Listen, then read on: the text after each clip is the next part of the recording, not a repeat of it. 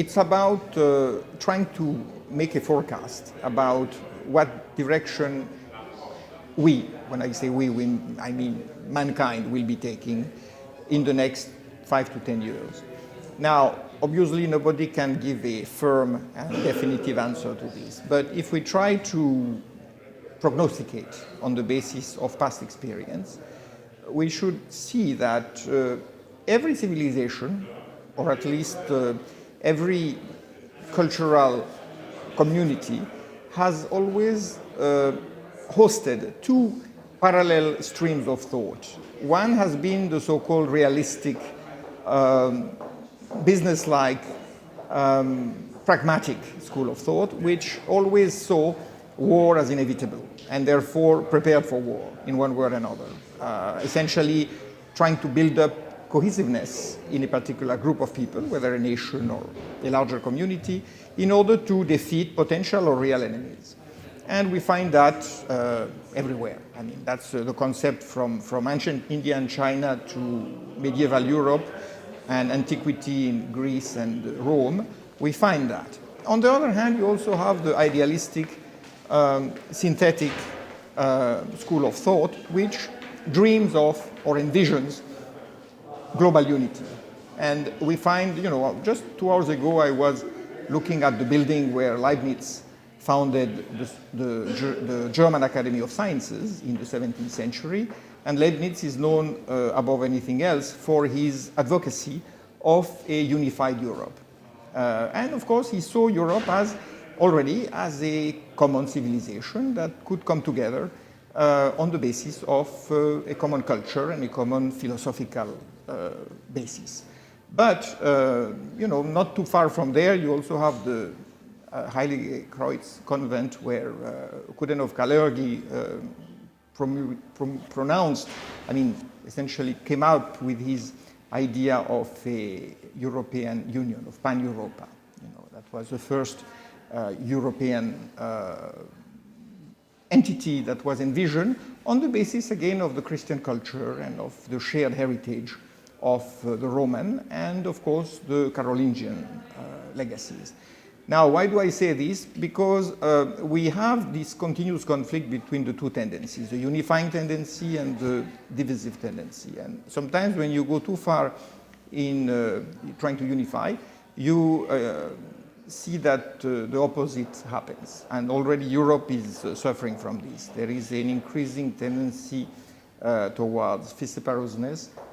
In other words, many countries are disagreeing and going separate ways.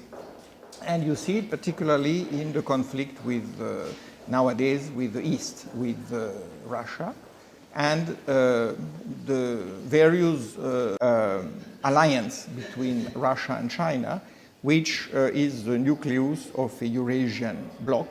And as opposed to that, you see, of course, the Atlantic bloc, North America and Western Europe. And in the middle, you see a reemergence or reappearance of an Iron Curtain. And that, of course, is a very dangerous development because it could lead to another great war. And let's face it, we are never too far from that.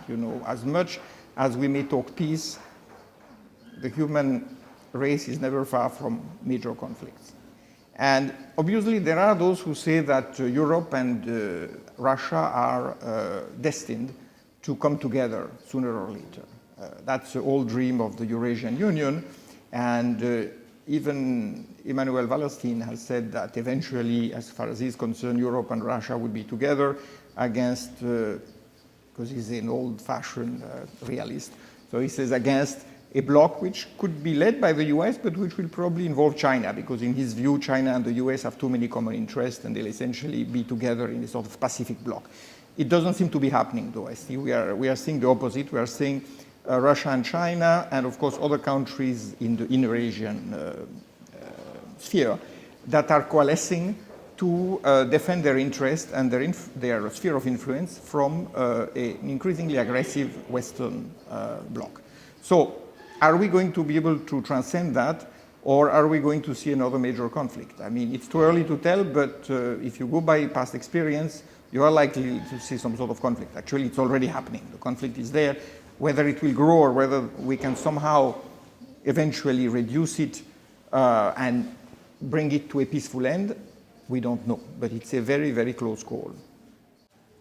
So will Europe and Russia, among other blocs, be able to find a way out of the current conflict? Well, you know, there are so many common interests that it would be madness not to arrive at a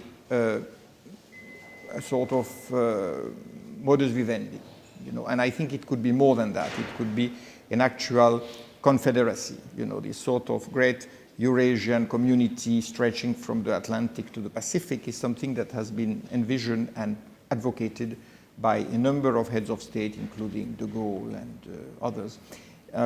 If you look at the major alternative nowadays, it is the so-called Commonwealth or Community of English-speaking countries, which is the old Anglo-Saxon hegemonic dream. And that seems to be, at this point, the major roadblock to the realization of Eurasian unity, because clearly the old Anglo-Saxon bloc sees it as a threat, as it did at the time of the Congress of Vienna. Remember, Britain was playing the same role, and now, of course, it has taken second place to the United States. But the old British perspective on European affairs is still there, and we are seeing that at play. I mean, the very typical example is how the Chancellor of Germany, Angela Merkel, and the French President, François Hollande, had to go and see Vladimir Putin in Moscow without telling anything to either the British or the French, simply because they knew that, sorry, the British or the Americans, simply because they knew that there would be immediate opposition and possible sabotage of any agreement that would be reached. So we are dealing with a very difficult situation, because realpolitik is obviously not in favor of peace, for the simple reason that there is too much money in the military industries. And these military industries have to be kept alive. And we see that every day there are new reasons being created to keep the weapons manufacturers churning out their wares.